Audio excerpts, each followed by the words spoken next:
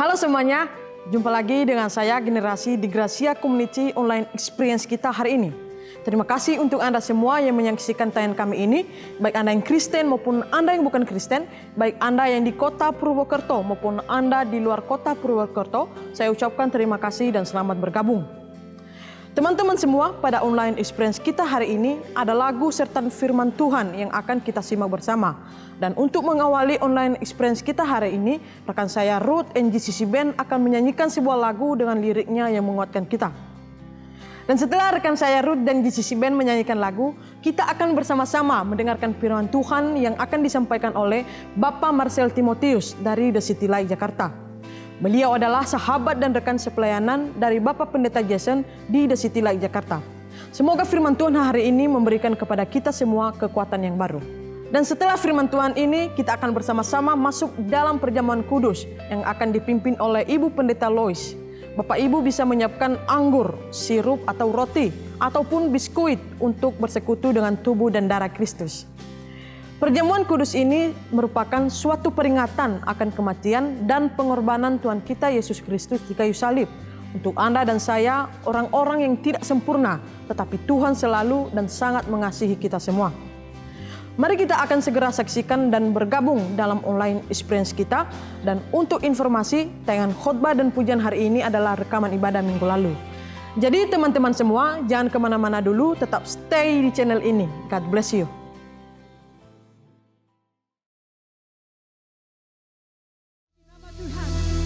Besar di dalam kami, amin. Lagi bertepuk tangan Bapak Ibu.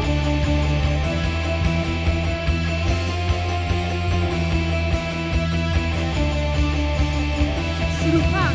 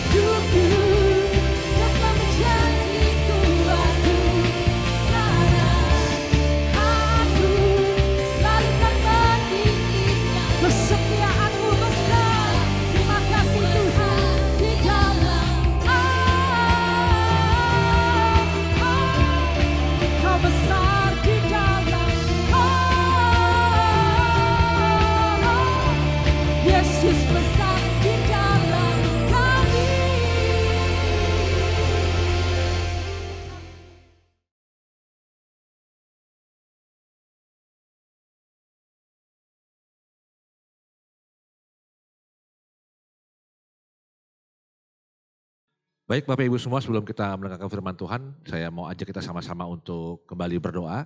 Mari kita berdoa. Tuhan, terima kasih untuk anugerah Tuhan yang Tuhan selalu limpahkan kepada kami. Tuhan hadirkan kami di tempat ini. Kalau sebentar kami akan mendengarkan isi hati Tuhan, biar Tuhan yang beracara, Tuhan yang menyertai kami, supaya apa yang kami dengar itu semuanya bisa menjadi kehidupan baru buat kami. Dan kami percaya penyertaan Tuhan selalu beserta dengan kami. Terima kasih Tuhan.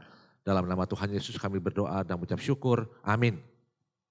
Hari ini saya datang ke tempat ini sama-sama keluarga sama kayak tahun lalu ya. Itu memang saya dari hari Kamis itu datang ke sini keliling-keliling bolak-balik Batu Raden berapa kali makan mencelak-mencelok ya.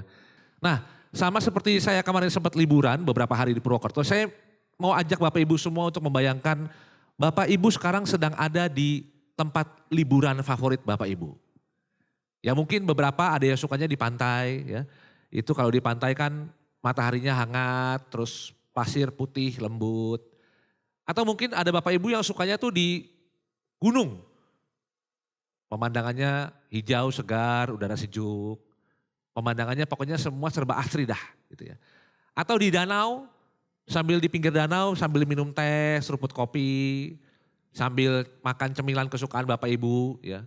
Dan semuanya tuh terasa begitu indah, semua pengalaman tuh terasa begitu membahagiakan.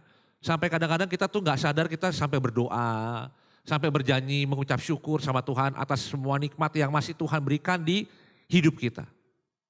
Tapi tahu-tahu Bapak Ibu tiba-tiba dari kejauhan Bapak Ibu intip-intip, ih ini kayaknya seseorang nih ada yang lewat, saya kenal nih orang ini. Ini orang yang dulu pernah mengkhianati Anda di dalam bisnis, pernah nipu dalam usaha. Atau ketemu sama orang yang pernah fitnah Bapak Ibu, sampai Bapak Ibu dibenci banyak orang, padahal Bapak Ibu gak salah apa-apa.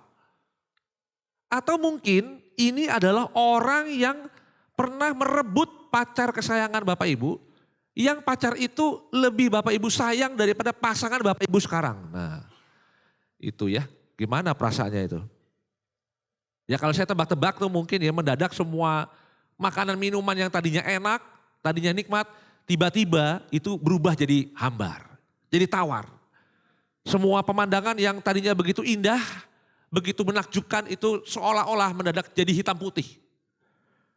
Suasana yang begitu membahagiakan mendadak penuh gejolak emosi yang membuat indera Anda tumpul karena kemunculan si orang yang merusak suasana itu.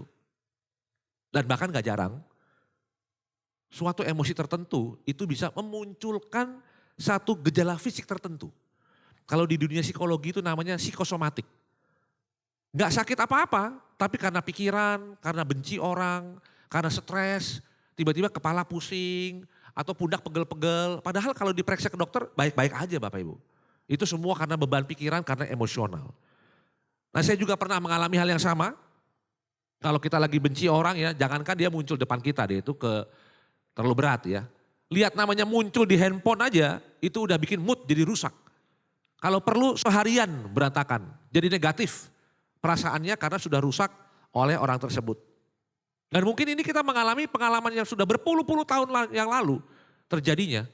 Tapi mengingatnya aja tuh masih memberikan sensasi emosional yang sama. Seperti pengalaman ini seolah-olah baru terjadi kemarin. Nah di momen seperti itu biasanya beberapa orang-orang Kristen atau teman-teman di gereja akan menyebut satu istilah yang mungkin jadi salah satu topik yang paling sering dibahas dalam kekristenan dan di dalam khotbah.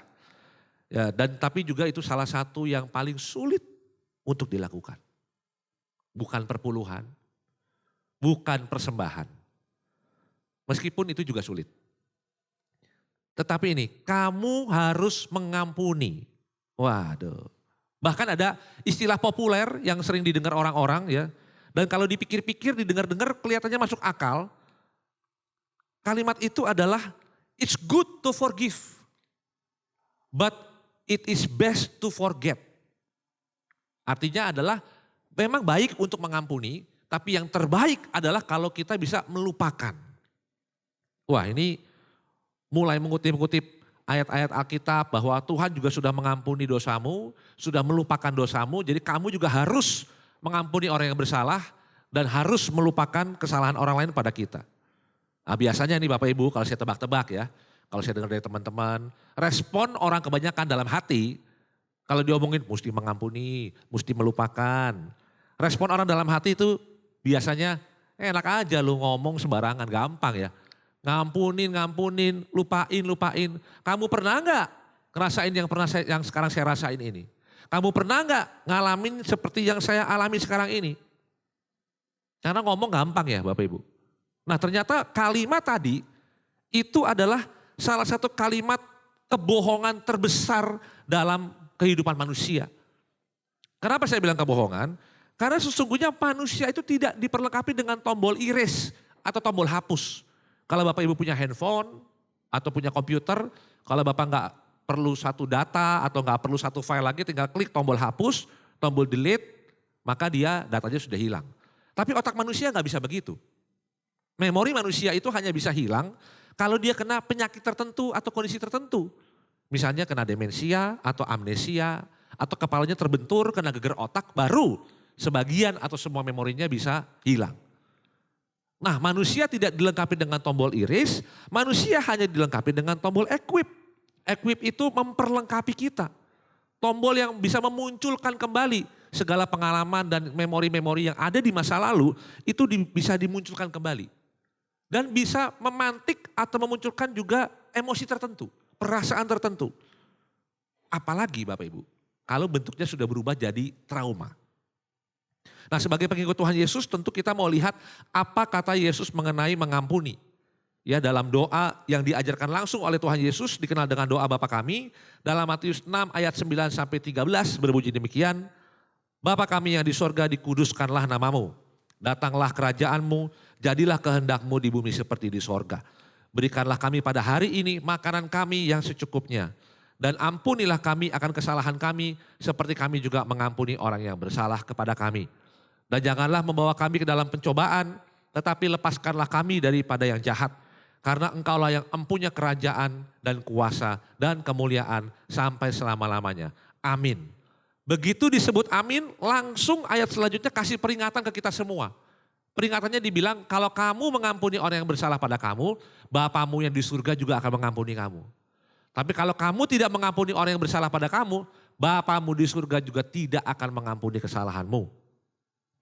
Nah di dalam urutan doa Bapa kami tadi, kita bisa baca bahwa itu diawali dan diakhiri dengan ucapan yang memuliakan dan meninggikan Tuhan. Kita mengagungkan Tuhan. Nah di tengah-tengahnya itu ada tiga permohonan Bapak Ibu. Mengampuni dan minta pengampunan itu adalah hal terpenting nomor 2 setelah doa makan. Jadi tiap selesai makan kita perlu ingat untuk minta pengampunan dan mengampuni kesalahan orang lain kepada kita. Amin, mari kita berdoa. Ya beberapa dari Anda mungkin berpikir begitu ya. Kalau doa pengampunan ya sesimpel dan sependek itu, ya kita tahu pasti namanya kita minta ampun sama Tuhan kalau kita punya dosa dan kalau orang punya salah kita harus mengampuni. Very simple. Tapi ternyata itu justru menjadi racun. Racun yang membunuh kita pelan-pelan dari dalam. Ya itu jadi ilusi damai sesaat sama seperti kalau kita menghilangkan sakit atau kita menghilangkan stres itu dengan menggunakan narkoba. Karena begitu banyak kisah orang yang disakiti, yang dikecewakan, penuh dengan kepahitan, ngomongnya sudah mengampuni. Ngakunya sudah move on. Tapi kalau kita tes, dia dengar nama orang yang dia benci, atau lihat fotonya, atau bahkan lihat segala sesuatu yang berhubungan dengan orang itu, dia mendadak jantungnya tuh bunyinya lain. Jantung itu bunyinya dek gitu. Udah bukan dek dek dek dek, udah gak biasa ya. Dek. Iramanya juga udah gak stabil. Berdetak lebih kencang. Nah pertanyaannya apakah pengampunannya gak berfungsi? Apakah pengampunan itu kekuatannya lebih rendah daripada rasa sakit hati dan dendam yang dirasakan oleh orang ini? Nah dari sini ternyata kita bisa belajar beberapa poin. Poin yang pertama adalah pengampunan atau forgiveness itu tidak terjadi langsung instan seketika. Perlu waktu sambil berproses ke fase netral. Karena kebanyakan yang dilakukan orang saat dia bilang mengampuni sebenarnya adalah upaya untuk represif, menekan. Dia menahan. Sehingga ketika suatu saat penahannya jebol, maka semua tabungan emosi negatif langsung meluap keluar secara berbarengan. Nggak bisa ditahan lagi. Nah bahkan sewaktu orang ini berusaha untuk menahan rasa kecewa dan sakit hati dalam dirinya, itu sudah mempengaruhi fisiknya secara langsung. Sama seperti kalau ada orang yang mengalami kedukaan. Perlu waktu yang berbeda untuk setiap orang bisa melewatinya. Ya kita sebagai teman, ya kita menemani dia. Meskipun dia belum bisa mengampuni, meskipun dia mungkin masih ada dalam gelombang emosi negatif yang bertubi-tubi. Kita sebagai teman tetap menemani, tetap hadir, dan tetap jadi tempat berbagi. Nggak perlu langsung ngomong, ingetin, lu mesti ngampunin, kamu mesti maafin, kamu mesti lupain. No. Karena itu justru jadi toksik, jadi racun. Mungkin dia akan bilang, ya saya tahu saya mesti ampuni. Oke saya sudah ampuni. Tapi semua cuma kalimat kamuflase. Cuma kalimat menghibur diri sendiri yang tidak ada maknanya. Kalaupun Bapak Ibu mungkin pernah mengalami masalah yang sama. Atau mungkin lebih parah. Dan Bapak Ibu sudah berhasil melewati nih fase itu. Kita perlu ingat bahwa setiap orang itu berbeda. Dan mungkin setiap orang akan perlu waktu yang berbeda. Sama seperti Yesus juga tetap menemani kita. Baik saat kita sudah bisa mengampuni orang yang bersalah pada kita. Maupun saat kita belum mampu untuk mengampuni, Tuhan Yesus tetap bersama dan menemani kita. Poin yang kedua yang kita bisa pelajari sore hari ini adalah pengampunan Tuhan itu tanpa batas, tapi bukan tanpa syarat. Stok pengampunan Tuhan itu unlimited, begitu banyak. Tapi ternyata syaratnya adalah kita perlu kembali menjadi manusia dulu sebagai citranya Tuhan. Yang diciptakan sebagai citra Tuhan. Dengan original blessing, dengan original goodness. Pengampunan itu membuat kita menjadi manusia lagi. Dari situ kita lihat, oh ternyata Yesus datang ke dunia. Bukan untuk mengubah perilaku Bapak, Ibu, dan saya.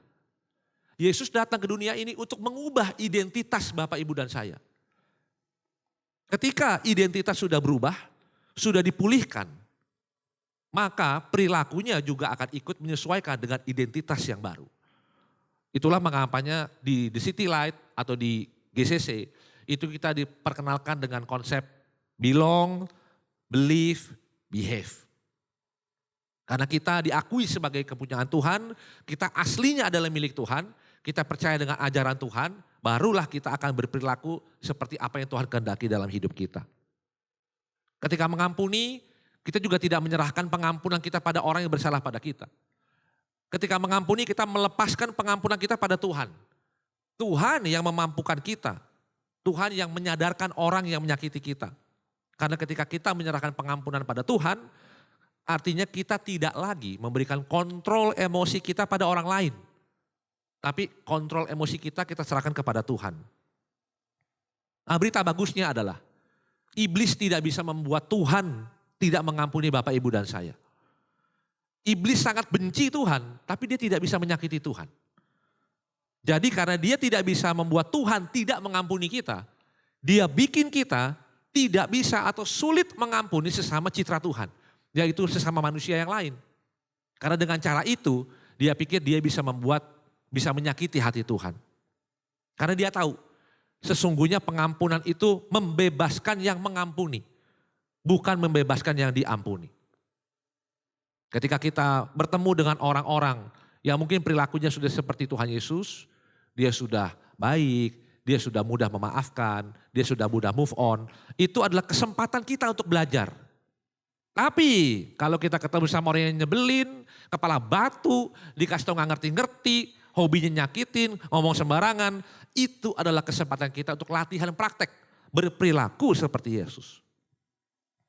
Yang ngomong gampang bro, kalau orang salahnya cuma sedikit, salahnya gak fatal, ya cuma ringan-ringan atau mungkin salahnya lebih besar sedikit dah. Ya, masih bisa diampuni. Tapi ini sudah demikian fatal, parah. Bahkan kesalahan beberapa orang itu sampai membuat kita menjadi traumatis. Punya pengalaman buruk sampai kadang-kadang masih kebawa jadi mimpi buruk. Nah itu gimana? Masa diampunin aja enak-enak di dia kalau kayak begitu. Nah, seseorang bernama Dr. Paul Conti, dia adalah lulusan Universitas Stanford, dia seorang psikiater, seorang konsultan juga, yang membantu banyak nama tenar kalau di Hollywood, di Amerika Serikat seperti Kim Kardashian, ada juga penyanyi terkenal namanya Lady Gaga. Itu menulis sebuah buku berjudul Trauma, The Invisible Epidemic. Dia menyebut bahwa trauma itu bisa mengubah struktur otak manusia. Trauma itu bisa mengubah struktur DNA manusia. Dan dari situ, karena ada perubahan struktur otak dan DNA, efeknya itu bisa menurun sampai ke anak-anak, bahkan sampai ke generasi-generasi berikut. Meskipun mungkin si anak itu tidak mengalami kejadian traumatik yang sama seperti orang tuanya, atau mungkin seperti opa-omanya. Nah tapi karena bisa menurun ke generasi berikut, termasuk dengan gangguan psikologis, termasuk dengan gangguan fisik, penyakit fisik seperti autoimun dan lain-lain, itu akan diturunkan secara DNA kepada keturunan kita yang berikut-berikut ini. Dan Dr. Paul Conti karena dia tahu bahwa ini bisa menurun, dia selalu bilang bahwa yang namanya pengalaman traumatis itu tidak dibiarkan begitu saja. Tuhan Yesus apalagi, dia tahu persis bahwa hal ini akan menurun. Itulah mengapa ia mengajar kita tentang mengampuni, supaya kita bisa memutus rantai trauma dan kepahitan yang membelenggu lintas generasi. Nah jadi karena mengingat manusia itu tidak diperlengkapi dengan tombol erase atau tombol hapus, dan hanya diperlengkapi dengan tombol equip atau tombol yang akan memperlengkapi, maka salah satu ciri, nah ini menarik, kadang-kadang orang patokannya apa? Sudah atau belum mengampuni. Salah satu ciri orang yang sudah mengampuni adalah memori tentang kejadian yang sama di masa lalu, sekarang sudah memiliki makna yang berbeda.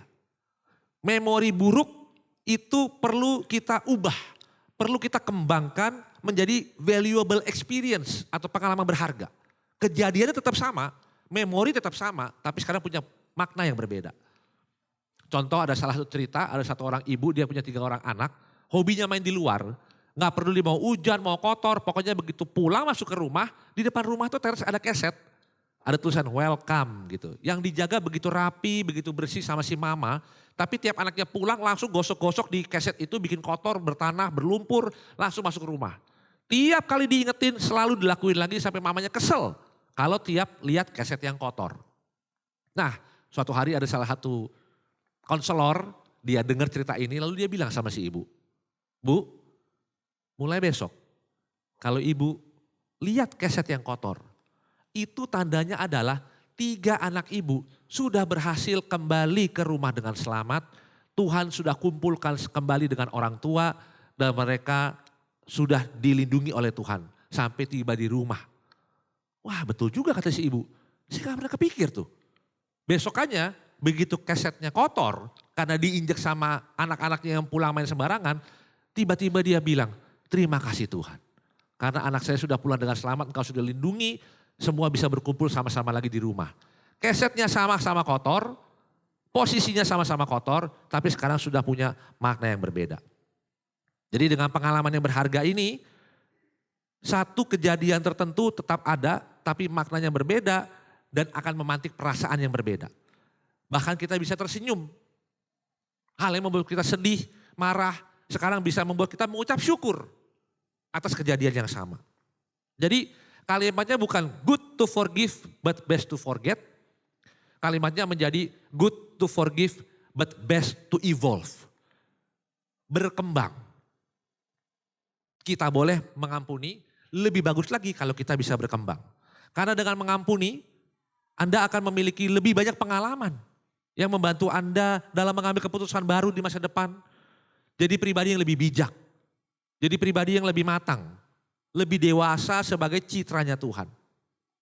Nah ketika di Alkitab dikatakan Tuhan katanya melupakan dosa kita. Ya akar kata bahasa Ibraninya adalah syakah. Ternyata syakah ini bukan soal melupakan dalam artian menghapus dari memori atau menghapus dari ingatan. Tapi berarti mengabaikan, tidak peduli lagi, dan memiliki kekuatan untuk meninggalkan. Sama seperti Tuhan yang mengabaikan dosa. Dia tidak lagi peduli dengan dosa kita atas dasar karya kematian Yesus di kayu salib. Jadi dia tidak lagi bertindak atas dasar dosa kita, tapi dia bertindak atas dasar kasih dan pengampunan. Di Alkitab Roma 8 ayat yang ke-28 berkata bahwa Allah turut bekerja dalam segala sesuatu untuk mendatangkan kebaikan bagi mereka yang mengasihi Dia. Bapak Ibu mungkin lihat di bioskop sekarang lagi ada salah satu film kartun yang cukup terkenal dan menurut saya bagus sekali. Buat yang belum nonton silahkan nonton. Buat yang sudah nonton saya akan ceritakan ulang sedikit. Mohon maaf mungkin kalau ada bocoran-bocoran sedikit ya. Jadi di film Inside Out ini, di dalam tubuh manusia, dalam jiwa manusia itu ada berbagai macam emosi. Ada senang, marah, ada malu, ada sedih, ada cemas dan lain-lain. Nah, emosi yang bernama joy, sukacita, itu dia berusaha untuk membuang memori-memori buruk atau pengalaman-pengalaman buruk dari satu anak gadis namanya Riley. Dia berpikir kalau dia buang semua memori buruk, dia buang semua pengalaman buruk, maka anak ini akan tumbuh jadi orang yang hanya mengingat fase-fase kehidupan yang positif, yang membahagiakan. Tapi ternyata di akhir film, dia sadar bahwa semua pengalaman itu, semua memori dan kejadian itu diperlukan untuk membuat si Riley ini menjadi manusia yang utuh selengkapnya. Karena sekali lagi Allah bekerja dalam segala sesuatu untuk mendatangkan kebaikan bagi orang yang mengasihi dia. Nah saya juga gak langsung merasa mampu Bapak Ibu. Kalau kita disakiti orang, kita dikecewakan orang, apalagi kalau yang melakukan itu adalah orang yang paling kita gak sangka-sangka, orang yang kita anggap tidak mungkin menyakiti kita, tidak mungkin mengecewakan kita, tapi dia melakukan itu mungkin lebih dari satu kali, dia juga gak merasa bersalah, kayak gak manusiawi gitu. Kalau kita diminta untuk mengampuni orang seperti ini. Tapi ternyata kalau kita mau, kita sadar bahwa kita membebaskan diri kita dengan kita melepas pengampunan, ternyata Tuhan yang mampukan kita. Tuhan yang buka jalan. Bukan karena kuatnya kita, bukan karena hebatnya kita, bukan karena siapa kita, bukan. Bukan karena besarnya jiwa kita bilang, oh kita ini orang yang berjiwa besar, kita harus mengampuni. Enggak. Percayalah kalau Bapak Ibu mampu, berarti itu masih kesalahan yang kecil. Kalau kesalahan besar, kekecewaan besar, hanya anugerah Tuhan yang memampukan kita bisa memaafkan orang lain. Tuhan akan memberikan kita perspektif baru. Sehingga kita bisa berubah jadi orang yang lebih baik. Pengampunan itu perlu dijalani, jangan dipaksakan. Tuhan akan tuntun dan pimpin kita melalui setiap fase kehidupan. Yang pada akhirnya kita akan tahu Tuhan baik. Di setiap perkara Tuhan beracara. Nah di GCC ini kalau Anda punya cerita sedih, Anda punya cerita kekecewaan, Anda boleh ungkit-ungkit. Mungkin teman-teman di sini malah mungkin akan bakar-bakar lagi ya. Biar lebih berkobar cerita pahitnya sampai terbakar habis dan mati. Sampai dari situ kita akan mengalami yang namanya grieving process atau rasa duka, rasa sedih. Tapi itu diperlukan supaya kita bisa bertumbuh dalam Tuhan. Anda akan menikmati pengampunan yang membangkitkan dan berevolusi, berkembang. Jadi versi terbaik diri Anda sesuai dengan citranya Tuhan. Sampai pada akhirnya kita bisa berdoa. Seperti yang dicontohkan Tuhan Yesus di kayu salib. Kepada orang yang menganiaya dia, orang yang menghina dia. Dia sebagai Tuhan tidak bilang, aku ampuni engkau, aku ampuni kalian. Enggak. Justru dia berdoa, Bapa ampuni mereka. Karena mereka enggak tahu apa yang mereka perbuat. Kita bisa memohonkan pengampunan Tuhan untuk orang yang mengecewakan kita. Dan kita sadar bahwa itu hanya bisa dimungkinkan oleh anugerah Tuhan yang beracara dalam kehidupan kita, memampukan Bapak, Ibu, Saudara dan saya.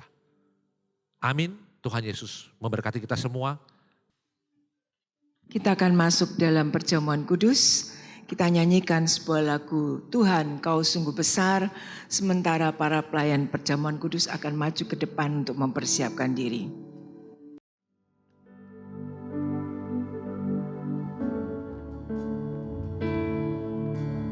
Tuhan Kau sungguh besar, karya-Mu sungguh ajaib,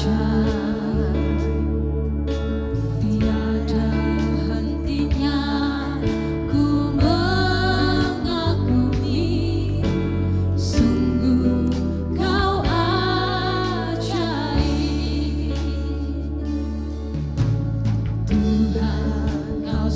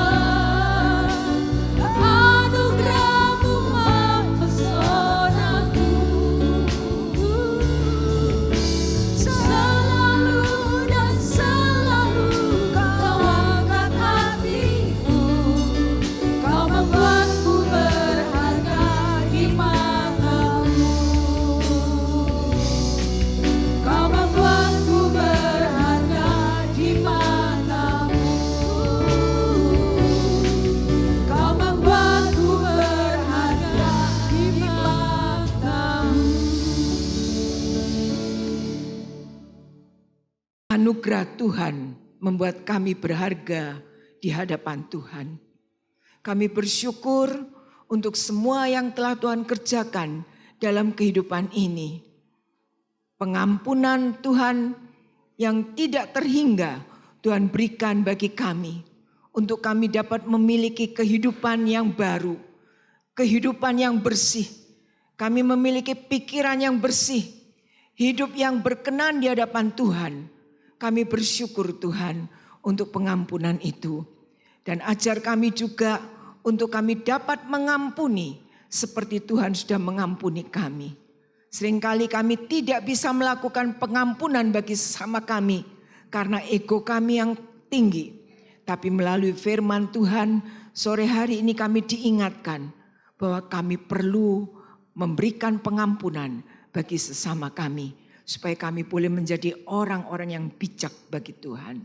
Terima kasih Tuhan. Sebentar kami akan bersekutu dengan tubuh dan darah Tuhan. Layakkan hidup ini untuk dapat bersekutu dengan tubuh dan darah Tuhan. Supaya kami boleh mendapatkan kekuatan yang baru. Iman kami diteguhkan dan kami boleh terus berjalan bersama dengan Tuhan. Saudara-saudara, kita angkat roti ini dan dengar firman Tuhan.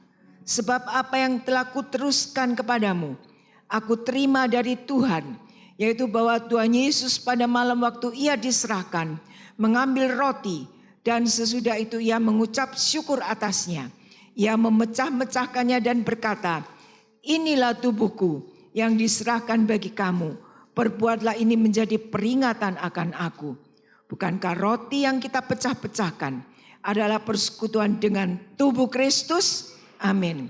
Kita makan roti ini bersama-sama dalam nama Tuhan Yesus.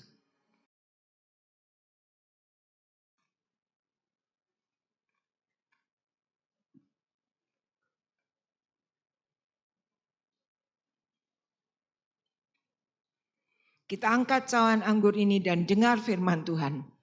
Demikian juga ia mengambil cawan sesudah makan, lalu berkata, cawan ini adalah perjanjian baru yang dimeteraikan oleh darahku. Perbuatlah ini setiap kali kamu meminumnya menjadi peringatan akan aku. Sebab setiap kali kamu makan roti ini dan minum cawan ini, kamu memberitakan kematian Tuhan sampai ia datang. Bukankah cawan pengucapan syukur yang atasnya kita ucapkan syukur adalah persekutuan dengan darah Kristus? Amin. Kita minum bersama-sama dalam nama Tuhan Yesus Kristus.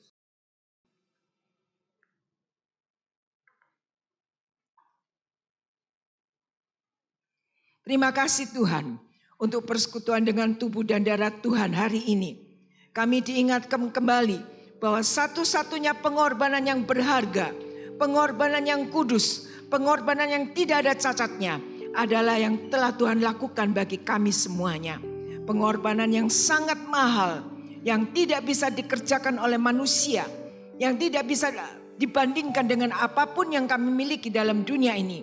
Terima kasih Tuhan untuk pengorbanan Tuhan. Tuhan memberkati kami semua yang sudah beribadah hari ini.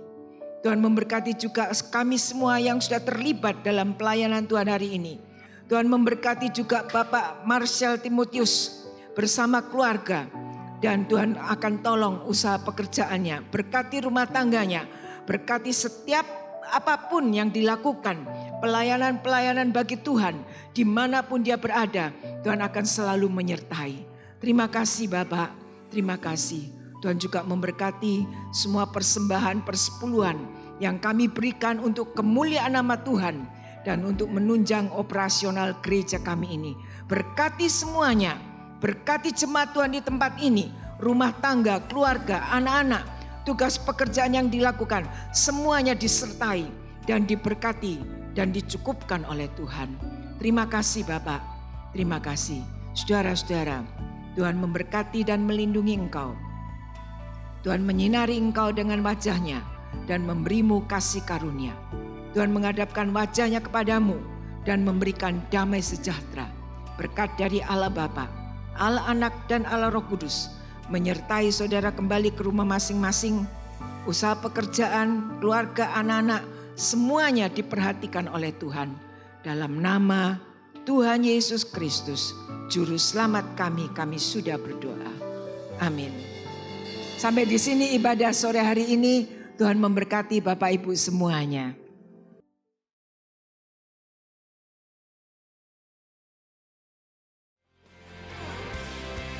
Saya ucapkan terima kasih kepada Bapak Marcel Timotius untuk pesan firman Tuhannya. Semoga kita semua diberi kekuatan dan semangat dalam menjalani hidup ke depan ini. Dan kepada semua tim GCC Purwokerto, Anda semua luar biasa dan salam kompak selalu untuk kita semua. Serta kepada Anda semua yang telah menyaksikan tayangan kami ini. Dengan setia saya ucapkan terima kasih. Saya juga ucapkan terima kasih untuk Bapak Ibu dan teman-teman semua yang telah dengan setia dan antusias dalam memberi persembahan. Anda semua luar biasa sehingga program GCC Purwokerto bisa berjalan dengan baik dan bisa menjadi reflektor terang Tuhan di kota Purwokerto. Kiranya Tuhan memberkati dan memberi kemudahan untuk segala usaha pekerjaan Bapak Ibu semua.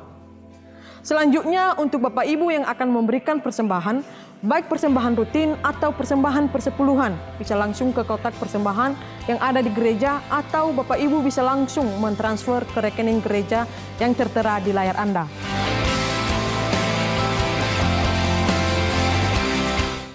Saya Generasi, sampai jumpa di online experience kita Jumat depan. Tuhan Yesus memberkati kita semua.